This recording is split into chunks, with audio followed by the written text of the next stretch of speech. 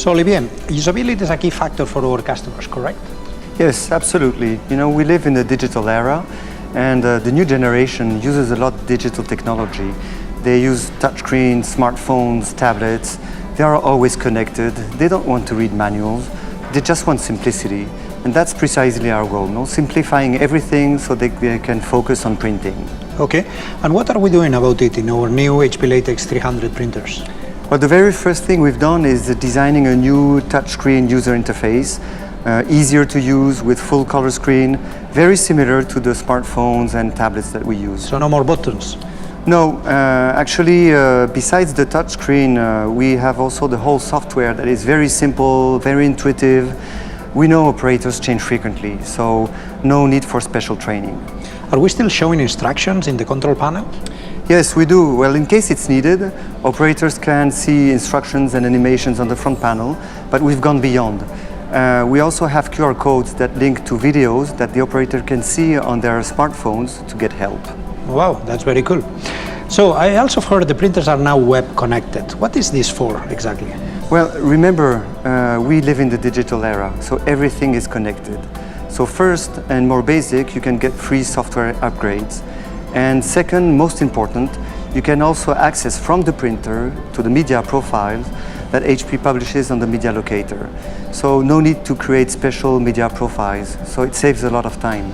I see, so this means that if I have a new media, I can search it in the media locator and just download it automatically into the printer? Yes, so once it's downloaded, you can also adjust the media profile. So you can put more or less ink, you can select more passes, you can use 4 color instead of 6. So that really depends on what your job requires. That's very easy. Nobody can say any longer that printing on HP latex printers is complex. No, that was exactly our goal. No, but it would be good you talk with Alan. There are many things that we've done with RIP vendors to make the experience even easier. Okay, more things. So hey, Alan, Glenn. what do we have done? How you doing? Well, I've got a couple of new words for you. Have you heard about contone and halftone? Are you kidding? I always wonder who puts these names. So what is this? So let me try and explain. So contone and halftone refer to the processing techniques that transform the digital image into the printed dots on the paper. And that's done by a raster image processor, or a RIP. And that can be done in 2 ways. So if the printer's halftone, the RIP manages the process and all the control points. And to give you an idea, that can be a bit like trying to get into a Formula One car. It's got a lot of buttons, a lot of dials, a lot of controls, and it's not easy. So that can turn into errors, suboptimal performance, it can create waste, it can create a waste of time. So in the 3rd generation of the latex printers, what we've done is move to contone. And in a contone printer, the printer can handle many of the steps that a RIP would do in a traditional halftone printer. So that makes it much easier for the operator. So instead of the more complex Formula One interface, now you have something a bit more like a PlayStation controller. It's a lot simpler. You can still drive, but it's much easier to handle.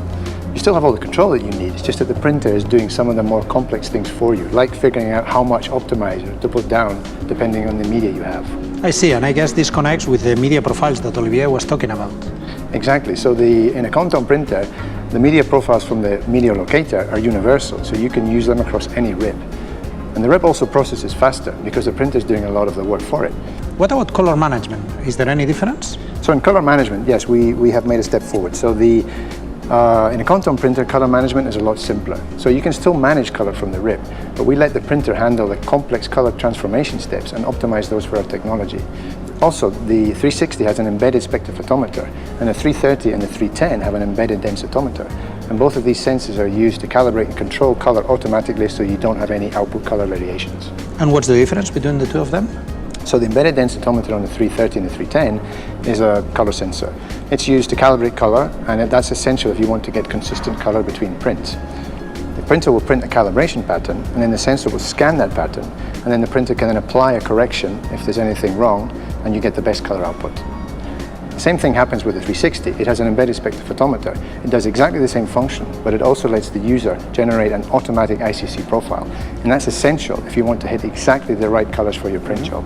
It's also very useful if you have multiple printers to calibrate those to the same target. Then you can do the same job on any printer and hit the exact same colors.